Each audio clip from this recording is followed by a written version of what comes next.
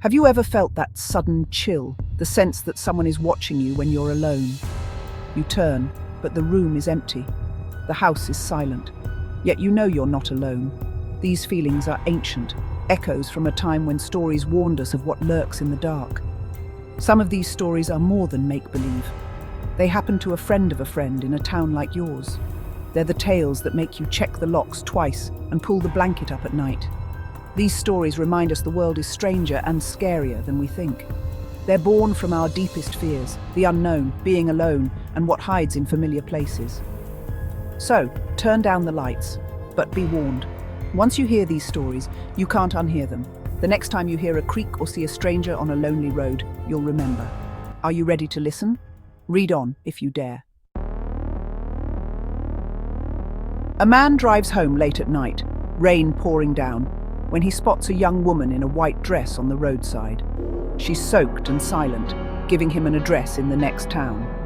He tries to talk, but she only stares out the window, her presence chilling the car.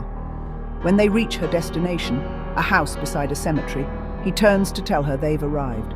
The back seat is empty. She's vanished. Confused, he knocks on the door of the house.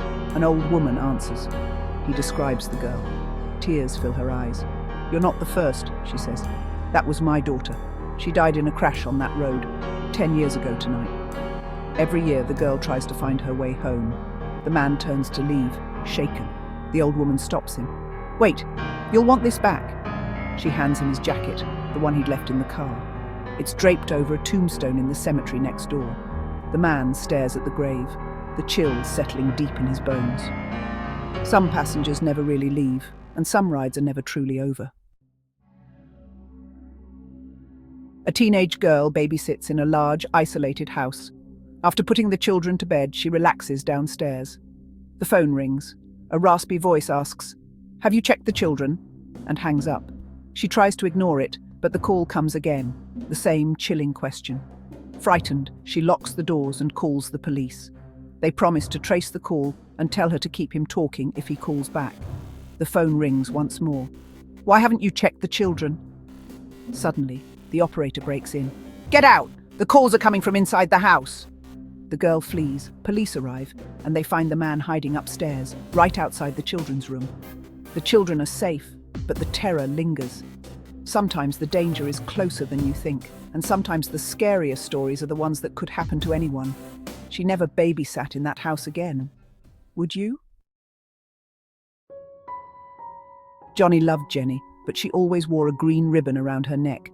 She warned him, "Never untie my ribbon." They married, grew old, and Johnny kept his promise, until curiosity consumed him. One night, as Jenny slept, he untied the ribbon. It slipped away, and her head rolled off her neck onto the floor. Johnny stared in horror at the secret he'd uncovered. The ribbon had held her together all those years. He had broken his only promise, and the truth was more terrifying than he imagined. Some secrets are best left alone, and some curiosities should never be satisfied. Johnny lived with the knowledge and the guilt forever. The green ribbon was all that stood between love and horror. Would you have untied it? The stories are over, but the fear lingers. You tell yourself they're just tales. But a part of you wonders, could they be true? These stories are warnings.